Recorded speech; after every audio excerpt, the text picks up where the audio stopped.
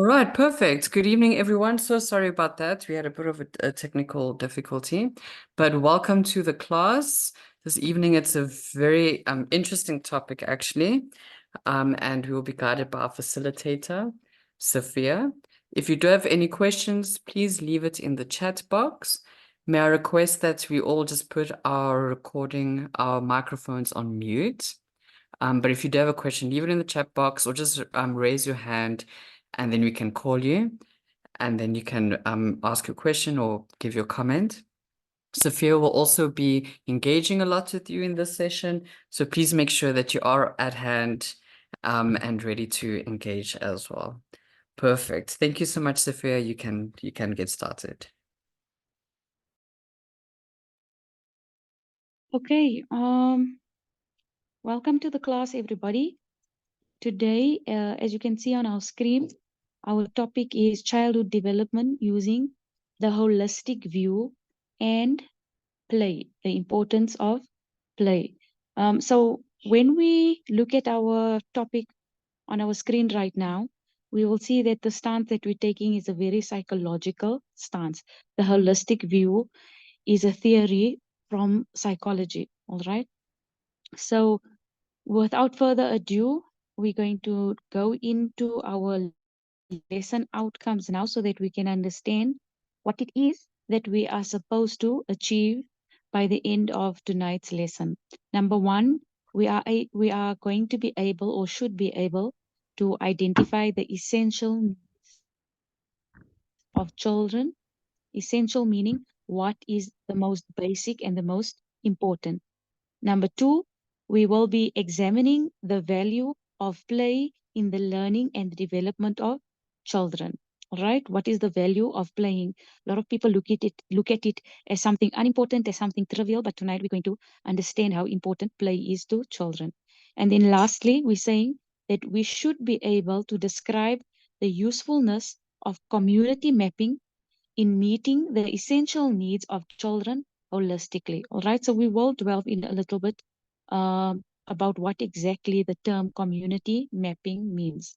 All right, so our introduction now tells us that the session focuses on the needs of children, like we explained in the beginning, and it also encourages the use of different play strategies that allow for holistic development of children. So we're going to teach you how to play with children in a way that you bring out the best in them, that in a way that they are busy learning and that their playing contributes to their development. All right. So without further ado, I'm going to go to the next slide and I'm just going to explain because I see quite a few new faces around.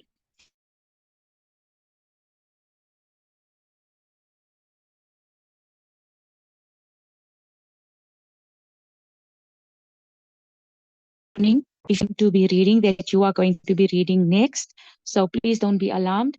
You don't have to say anything out of this world. You simply just need to read what is on the screen. And if you want to, we can ask you to give us your opinion on what it is exactly that you just read now. Remember, there are no right and wrong answers in our class. We are all learning as we are going along and we are exchanging our views and our opinion on the information that is being presented to us. So at no point whatsoever should any of us be afraid of asking any questions. There is no such thing as a stupid question. All right, we only remain stupid when we don't ask questions that are floating around in our brains, and it is actually hindering us from receiving further information because it acts as a blockage.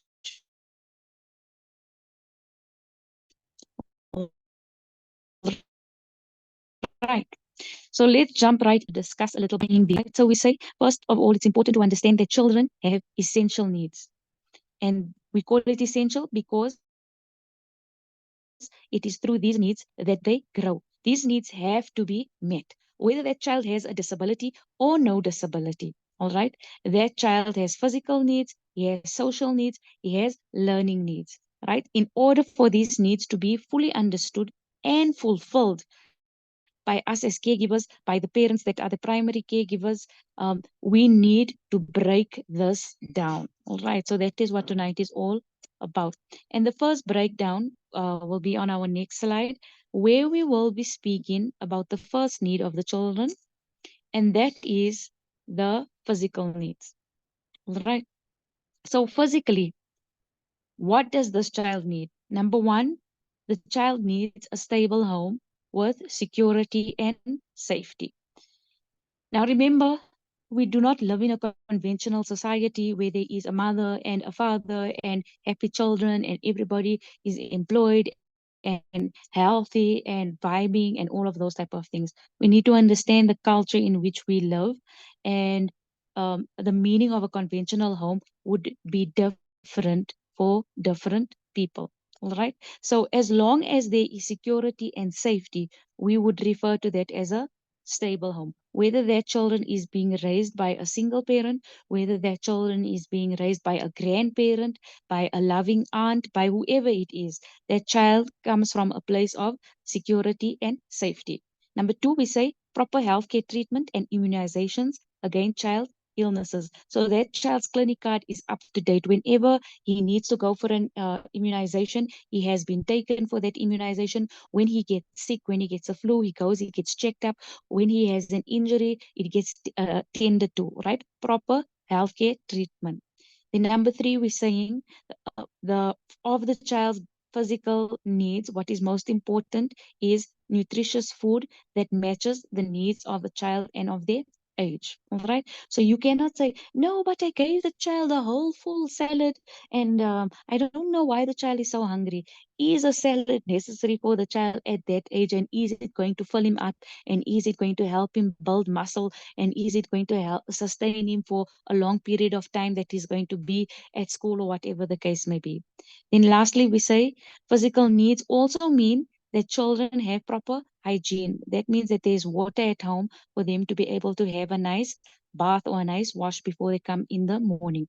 So these physical needs, although it is something that the child would primarily get from his home where he is coming from, if the child does not get these needs met, then you as the teacher in the classroom, you're going to have a hard time with that child because that child's basic physical needs have not been sorted out. A child who's going to come to you sick, a child who's going to come to you hungry, a child who's going to come to you dirty is not going to be able to focus, is not going to be able to concentrate and absorb any of the beautiful lessons you have now set out in the class and prepared for them to participate in. Right? Wat eigenlijk zo zeggen?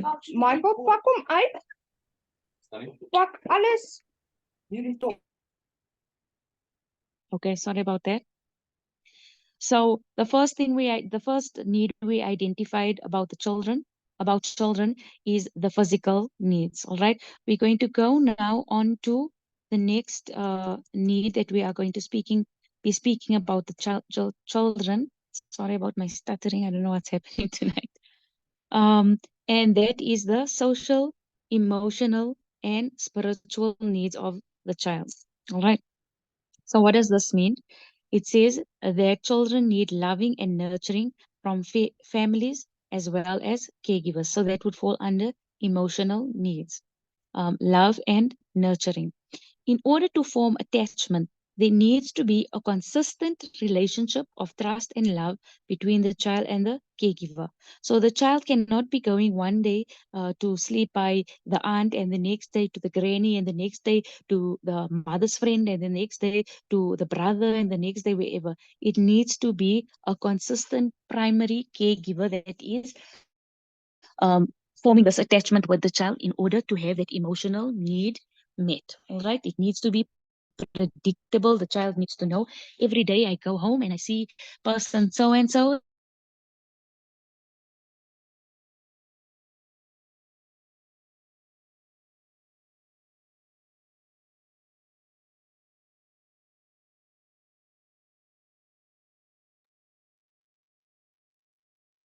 Sophia, are you there? Yes, I'm here. Oh, sorry, I think you just broke up a bit. Okay. I I don't know where was the last that. Hello?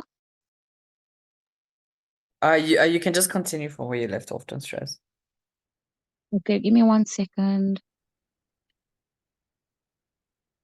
I'm only seeing now that I wasn't connected to the Wi-Fi. That's probably why the breakup.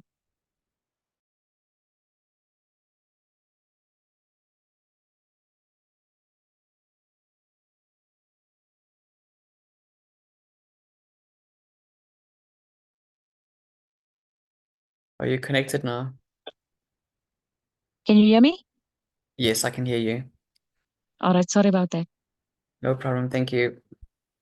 All right. So, with regards to the second need that we're identifying for children, social, emotional, and spiritual, we are picking up a theme here, and that is the theme of consistency.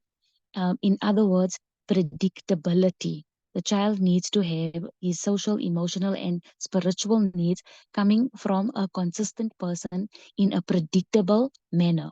All right. So he needs to know that when he goes home, it's only a half an hour, and then the primary caregiver will show up like they show up every single day. And I can lay my heart on the line, tell them how my day was, what was good about it, what was bad about it, how I'm going to brainstorm how I can do better the next day. A child needs this in as much as we think they don't. They actually do. All right. We go on now to the third need of the child, and that is learning needs. Our fourth slide will be read by one of our learners. I'm just going to go into the class list quickly. Our fourth need, I'm going to ask Adri Pretorius to prepare yourself for that. You're going to read need number 4, which is the need for respect and self-esteem. All right, so you can prepare yourself for that while I do learning needs. All right. So the first thing about learning needs, we say the environment in which children play should promote opportunities for play with enjoyment and learning. It's not a military camp. All right. The children must be enjoying the whole activity of learning.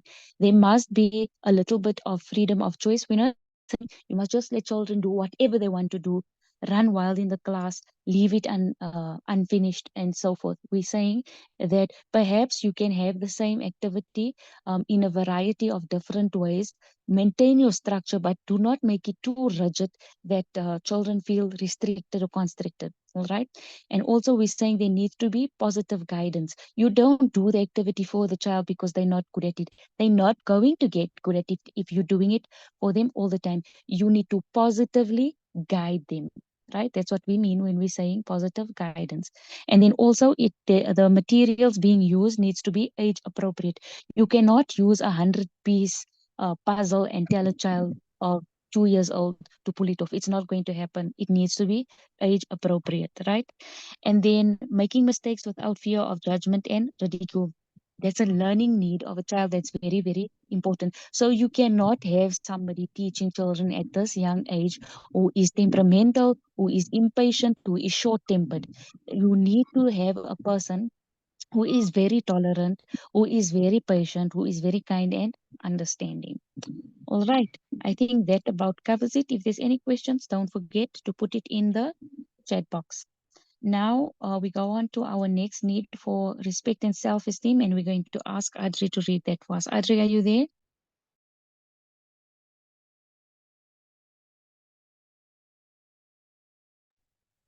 Hi, Hi, Adri. How are you doing today?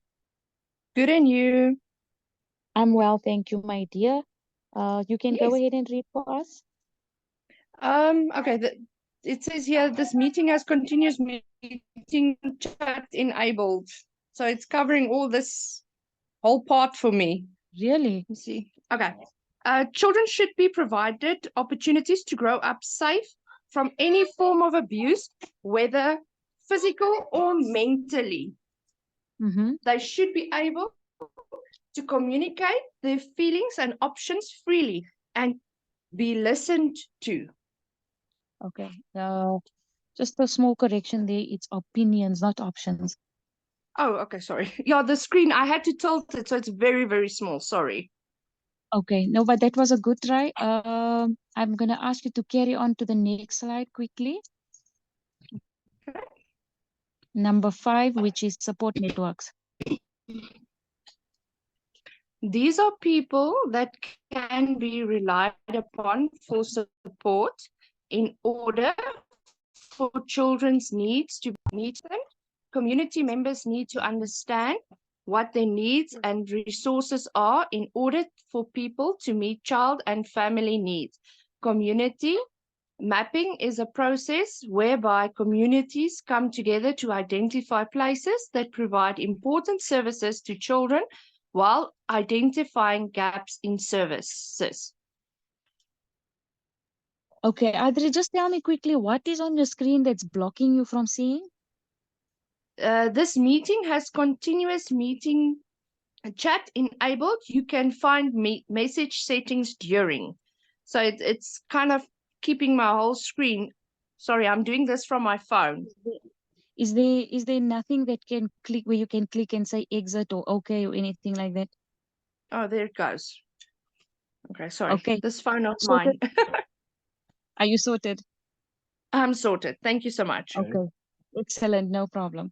All right, so I just want to backtrack quickly. And number 4 was the need for respect and self-esteem, sorry. And Adri read for us and told us it's basically in a nutshell that children need to be safe from any form of abuse, whether it's physically or mentally. And that would mean that they are able to communicate their true feelings and their opinions on anything that they would like to speak about, and that they can speak freely about this, and that they have adults who would actually listen to them. All right, that's very, very important when we are looking at the need for respect and self-esteem in these little people. Believe it or not, it is something very, very important. And if that is not sorted out at a young age, they grow up to be basically broken people. Right. Then now number 5, we're speaking about support networks. Now here we're basically looking at beyond the child's day, we're looking at the larger community and the resources that are in the community that can help the child and the family to meet the needs of the child. All right. And then the phrase that we had in the beginning of our lesson tonight spoke about community mapping. All right. So basically, we're saying that is identifying the places that can provide important services to children. And when we identify those places, we also need to identify the gaps in those services. All right. So we're going to jump straight into our next slide, where we're now going to discuss family resources, okay? So remember, with everything in life, whether it's yourself growing as an individual, whether it's you as a professional growing in your career, whether you are growing a business, whether you are even growing a family for that matter, you are always going to rely on resources from outside yourself.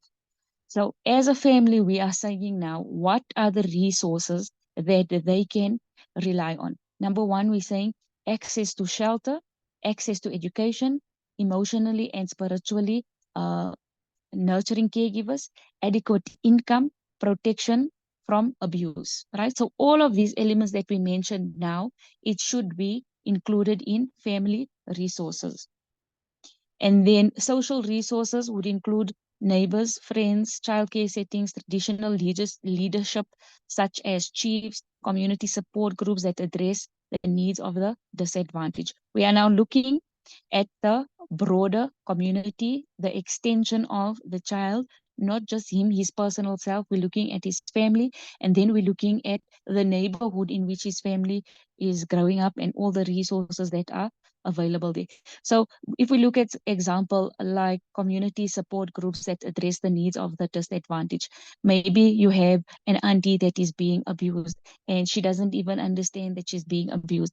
If you have social workers in your community that are constantly speaking about social illnesses that people are being affected by, and they raise awareness of how dangerous this is and how detrimental this is to a person's mental health, to a person's physical health and self-esteem. These people raise this awareness. They go to different functions, they go to different school events. The parents who are maybe suffering under these consequences of abuse come to your school because you've invited social workers to come and speak there for World Domestic Violence Day awareness. They actually now get access to that information that they otherwise would not have gotten. All right. So this is very, very important for us to understand how you as a simple ECD center can collaborate with other stakeholders in your community to create a better community for the children that come to your school. Because if those children come to your school from broken homes, from dysfunctional families, your job becomes all the more so difficult to do. All right. So important. I think in one of the African languages, there's a saying that goes umuntu, ngamuntu, ngabantu. And basically that is that a person is a person because of other people. Nobody fell out of the sky. You are here because people came together and loved each other. And so on that same principle, we are saying that once people are here on earth and they continue to receive love and support, whether it is from their biological parents or whether it is from somebody who stepped up and played the role that they so desperately needed. You as an ECD educator need to collaborate with those people and with other resources within your community to get the best possible results. All right. Let me not go further into that discussion, and let's go on to our next slide, which is community resources. All right. Our next slide after community resources, let me look at my class list, will be read by Caitlin.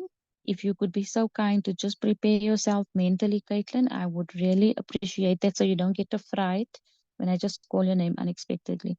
All right, so I'm going to read now. Community resources should include government and community services, nutrition programs from NGOs, for example, advocacy for children's rights, participation, and protection. All right. So the keyword here is usually the NGOs and the NPOs in the area who come up with these different initiatives. So whether that is a youth group, they speak about nutrition programs here. It's something that we simply call in our South African context soup kitchens. You know what I'm saying? A lot of time the government doesn't give the money for the schools to be able to feed these children, many of whom come to school starving of hunger. So what we then do as NGOs and NPOs is we collaborate with the schools and we supply them with bread, peanut butter bread. I remember when I was younger, there was this horrible soup that they used to give. Um, and I would go stand in the line sometimes, not because I didn't have lunch, but because I was also just for barach, you know. And I could see the difference between the children who got food and were ungrateful, like myself, for example, and between the children who that was their only meal basically for the day. So these NGOs and NPOs play a very, very important role in community resources that you as a ECD facilitator or owner for that matter need to build collaboration with. You cannot do this on your own. Tomorrow you're going to have sports and you want volunteers to come there to be at the starting line and to record first, second, and third and to give them medals and whatever the case may be. You need to make yourself known to these different people in your communities, whether it's the youth club and they're going to be running the tuck shop for you for the day, whether it's the uncle down by the hardware and he decides he's going to sponsor some medals for your children. And then you don't put those costs on the parents who are already finding life so difficult and so hard. All right. So if you are a very shy person, you need to get out of your shy mode and you need to mingle with people. You need to be able to network and you need to draw as much resources as possible to your school, so that you can effect change beautifully. All right. Furthermore, we say that government services must include health services, legal service, social service, municipal service, and housing. All right. We all know the problem in South Africa, and there are problems in every governmental institution that you go to.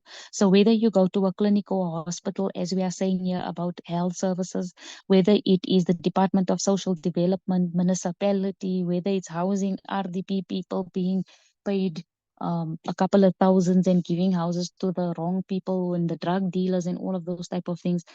These are services that we still are privileged to have in South Africa, as corrupt as our system has become.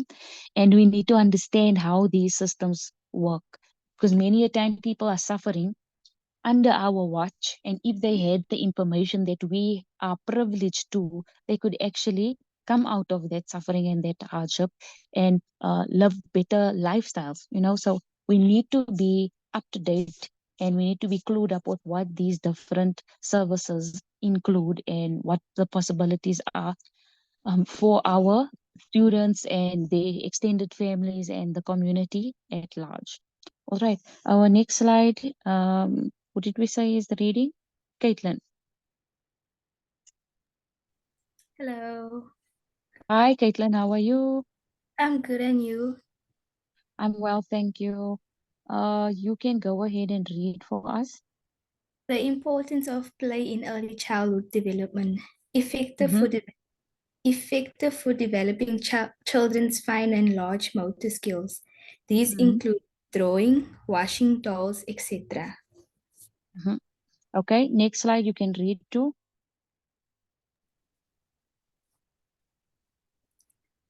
Social and emotional development.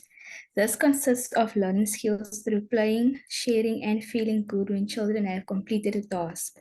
It enables them to have a good self-esteem and good sense of independence. Okay, thanks for that, Caitlin. But before you go, I need you to tell me, they say here that social and emotional development consists of learning skills through playing, sharing, and feeling good when children have completed a task. Can you think of a time when you maybe witnessed children sharing and they actually didn't feel good? Yes, I do remember. When I was in primary school, I was a prefect of a grade R class. So then this one child, she didn't. I could see her face was down because she couldn't do something that the teacher gave to her. So then her friend helped her, and then at the end, her face just brightened up because she could complete the task by herself with the extra help with her friend. Okay. All right, awesome. So it boosted her self-confidence, am I right? Yes, he did. And like you said, there's that sense of achievement there. All right. So again, to draw us back to the beginning of our slide, the first slide, remember our topic said that we're speaking about childhood development using the holistic view and play. And our lesson outcomes, we said that we are able to identify the essential needs of children. And we spoke now about the extended family, the community, and the resources that they can supply in the needs of these children. And now we're going a little bit away from that, and we're dealing on the second part of our outcomes, and that was the effect of play in early childhood development. All right. And first of all, we said that for effective development, the children need to develop their fine and their large motor skills, number one. And then we said we're now going to discuss, Caitlin told us a little bit about social and emotional development, which are all part of their growing and their learning, and that happens through play. And one of the best things about it, we said, is that it enables them to have good self-esteem and a sense of independence. The next part we're going to look at now is the cognitive development, right? And for those of us who do not understand that term, we can go to the next slide, Pedro. We're basically speaking, you can see there's a little light bulb there by that boy's head.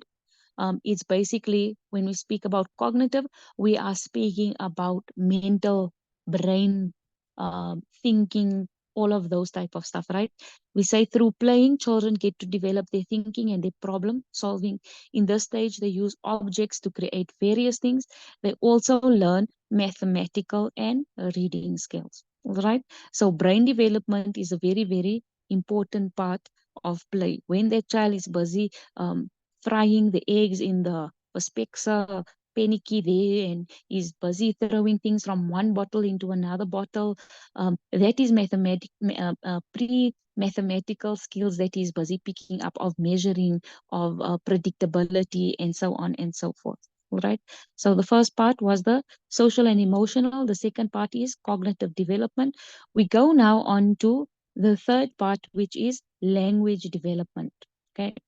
I'm going to read language development, and then we're going to jump to my class and we're going to ask Lerato to read the one after language development, which is moral and spiritual development.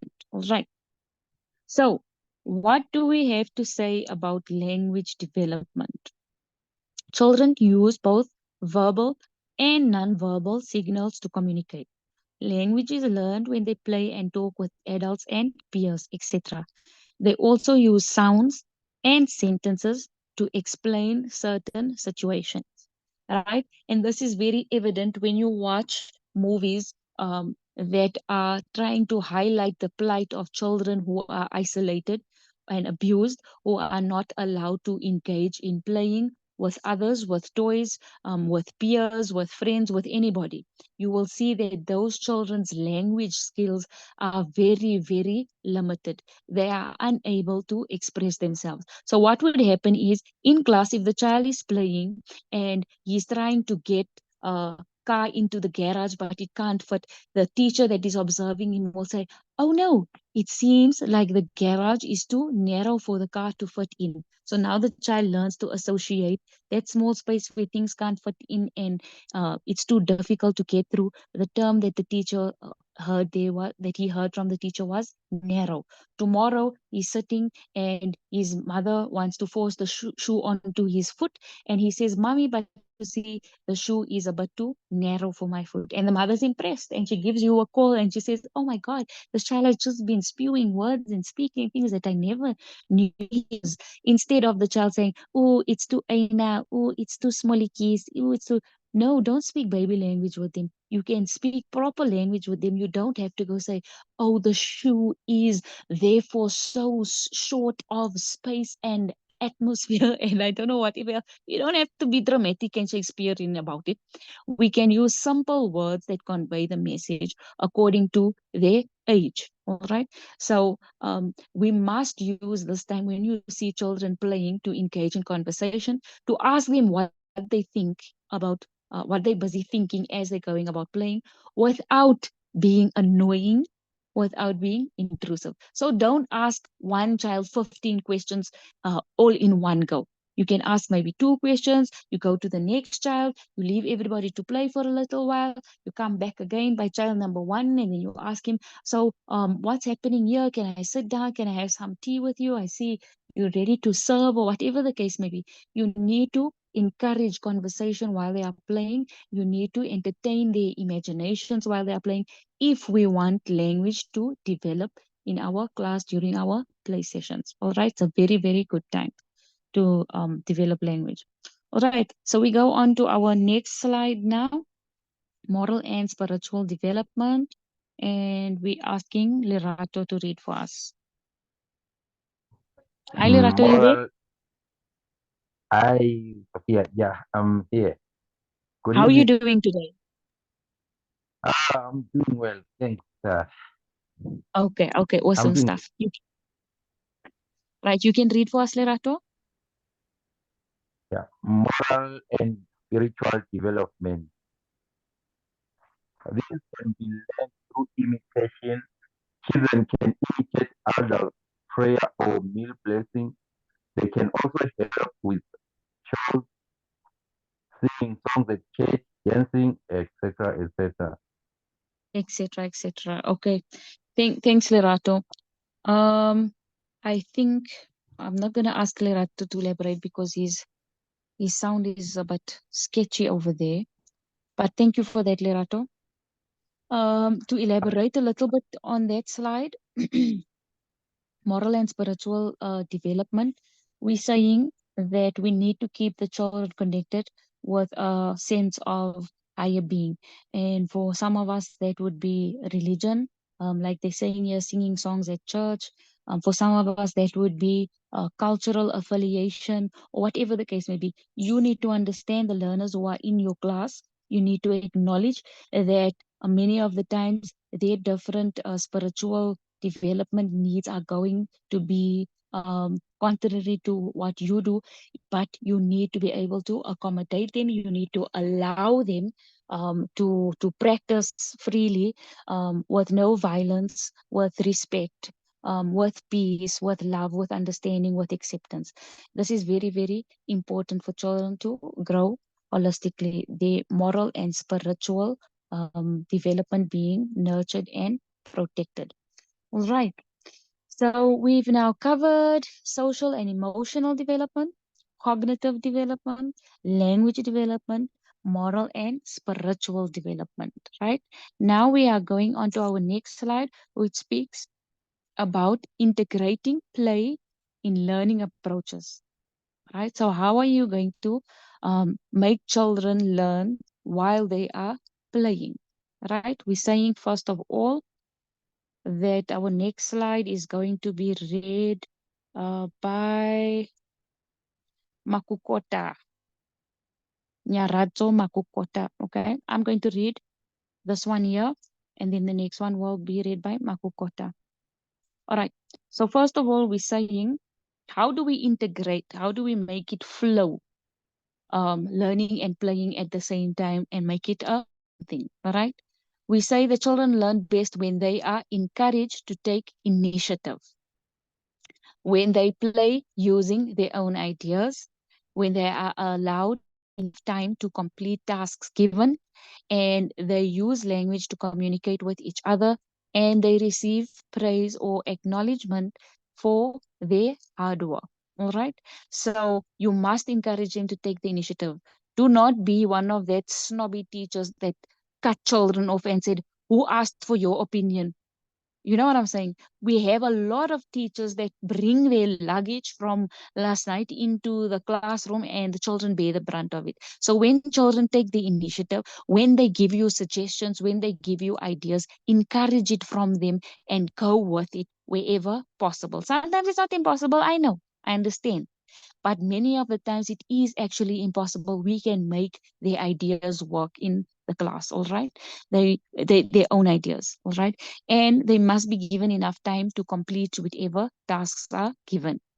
Lastly, we say there that they must receive praise or hard work for acknowledgement for their hard work. We had a debate in the previous class where we spoke about whether we should reward them or not, and whether that would be anything from a gold star to a lollipop to, I don't know, 5 minutes free time, free break, or whatever the case may be. It's up to you as a teacher to decide what your reward system is going to be. But what you must understand is that if you do not in the least praise or acknowledge their hard work, it's very unlikely that they are going to feel encouraged to perform again at such a good pace, or to put their best foot forward, basically. All right. So how do children play with different objects? By moving around through fantasy and imagination. They can pick up a brick and they can decide that is a car. They can decide it's an ambulance, fire truck. They can decide whatever the case may be. We must not break them down and tell them, don't be dumb. How is that now a car? It doesn't even have wheels. You know, we must encourage them to say, oh, really? What kind of a car is it? And it's a Ferrari. You can laugh yourself sick when you listen to the imaginations, how wild it is, how fascinating it is when you allow children to be free, all right, and share their ideas. All right, we go on to the next slide now. And here we're discussing a little bit what free play means.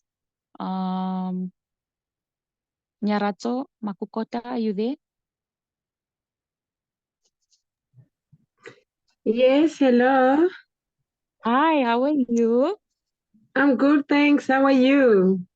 I'm well, thank you, my dear. You can go ahead and read. All right.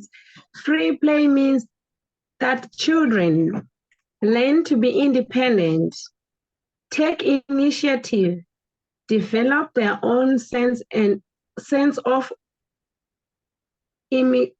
imagination and creativity, satisfy their curiosity, yeah, solve their own problems.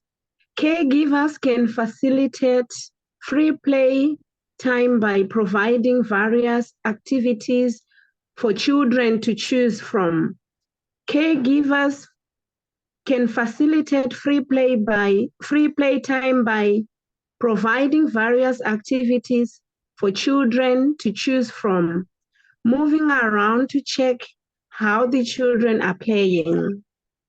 All right, awesome stuff. So tell me quickly, are you currently in an ECD setup? Yes, Do you guys practice free play? yes, we do. Okay, and is it dreamland or is it a nightmare for teachers? It's a dreamland. Oh, really? Okay, tell me, what do you like about free play? Yeah, I think it can improve the kids to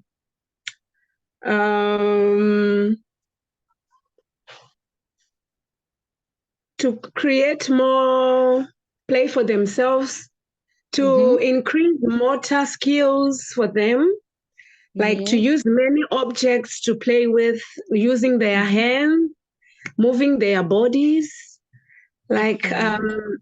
yes, and also to brain development. They can improve themselves, like thinking what to build, or yeah, I think that No, can I increase think, them. Yeah. yeah, no, I think you're a good teacher because to me, the only thing I take away from free play is that I don't have to do the thinking.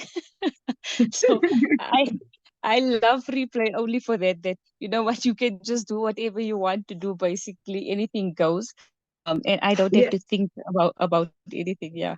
But that was yeah, an it's good. excellent answer. All right, it's good that you can give them time to play their own without telling them what to do. So yeah, Yes, I yes. think it's a good. Yeah, I think it's a good time, that one. All right. And so tell me, what time do you guys practice your free play? We do after activities. After activities. Okay. Okay, awesome. Yes. Okay. Thanks for that, my dear. Excellent participation. Pleasure. Thank All you. right. All right, guys. So we're gonna go into our next slide now. And here we're basically just speaking about the rules of free play from the point of view of a teacher. After this, we're going to ask the next Shumi. We're going to ask Shumi to read the slide after this one. So Shumi, please prepare yourself for that. All right, straight into it. Our time is almost up. We're saying now moments for caregivers to get involved in free play activities include. So that alone tells us that we are not supposed to be involved in free play activities. The only time we do it is when they ask for help, when they appear to be stuck, when they're using new materials for the first time and they basically don't know what they're doing, or they are breaking the materials, or they are struggling to decide what to play with. That's the only time as the caregiver or as the teacher that you actually throw your 5 cents into the board. Other than that, the word free play means that it is not facilitator led. It is led by the child. All right, we go straight into our next slide that Shumi is reading for us. Shumi, are you there? There you are. Yes, yes. Hello, how Hi, are you, Shumi. everyone? Good, good, Good, thanks. good, All good. right, you can go Yeah. ahead, dear. Okay. Says tips on how to make the best of free time. So it says follow the child's lead, have a conversation with the child, listen attentively, ask questions, include all children, and praise children for their achievements. Allow them to be responsible. Excellent stuff. So that's some good tips that we have for free play. All right. Remember, the bottom line with free play is that it must be the child's lead. You must follow the child's lead. You mustn't tell the child, I think you must make tea now with that tea set. The child will decide, this tea set, I'm going to turn it now into a castle. And you have absolutely no say with regards to that. It's free play. It's their choice to decide what the agenda for that meeting is, in a nutshell. All right. We're going to jump quickly into a very important topic, then our next slide, which speaks about typical and atypical children. All right. After this, let's see who's left. Tadala is going to read the next slide after that, and that would bring us to the end of tonight's classroom. Okay, so what do we mean when we say typical and atypical children? Children with disabilities often learn a great deal from those without. Guidelines to assist children integrate better.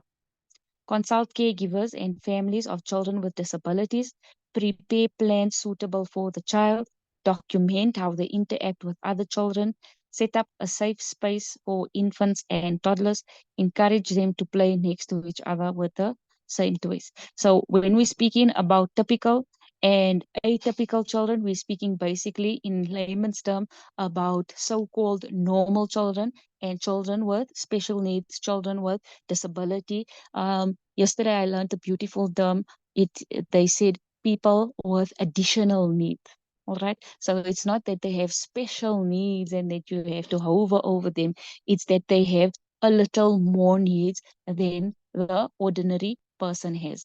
And that is because they have a limit on their functionality. That could be because mentally they are a little bit slower, or it could be that physically they are impaired. So typical is normal and atypical are children with additional needs, right? I think our first line there's a spelling error, but basically it says it's trying to tell us that children who are open and exposed to children with different needs, with additional needs, become less discriminative against those children. All right. So if you see a person in a wheelchair every day and they are in the classroom every day, you eventually stop staring and you start realizing that they are a friend to you, that they laugh at funny things, that they need to be protected, that they need care just as much as I do, just as much as my brother, my sister, my cousin, all of us do. There's nothing wrong with that person. There's nothing crazy about that person. It's just that the person has different needs from me, and that's okay. All right. We go into our next slide quickly. Tadala, are you there? Yes. Can you hear me? Yes, you can go ahead, my dear. Okay, thanks. It says reports what choice children with disabilities are more interested in. Set up a space free from obstacles. Set up a lot of signs, drawings that can be easily understood by children. Plan the days scheduled to provide extra time for children with disabilities to nurture their skills. Okay, excellent, Tadala. Thank you so much for that. All right, so basically, if we go back to our heading on the previous page, what we're dealing with here now are guidelines to assist children to integrate better. And we are speaking about children with disabilities, with special or additional needs. So we're saying that you need to keep a record of what toys specifically those children are more interested in, so that you can pass this information on to the next teachers, so that they don't struggle from scratch and be frustrated with the child, or the child be frustrated with them. Then also your classroom needs to be set up in a way that if that child is with a walking ring, for example, you can see there at the bottom, or that child is using crutches or a wheelchair, he's not bumping into things all the time, right? And then also for children with special needs, maybe children that can't hear properly, we can put up signs of a cup for drinking water or a person drinking water next to our water cooler. We can put a sign where hands are being washed next to the basin, so that the child, maybe he can't see that far, but he can, when he comes close by, he can see the sign that the hands are being washed there. So he will actually start putting his hands in that direction, and you would then understand what the child needs from you at that moment. All right. I'm very happy. I just want to tell you guys, I'm very happy tonight because each and every person in the classroom that I asked to read. There's only one person. There isn't material for that person to read. So I'm going to ask that person, Talita, to unmute yourself, and just as part of good camaraderie, you're going to share with me now what is the one thing that stood out for you in today's classroom regarding, as we said in the beginning, our outcomes of the needs of children. You can tell me something about that. You can either tell me about community mapping and what that means to you, or you can decide to just choose any of the children's needs and elaborate on that. Just 3-4 lines. Talita, if you're there.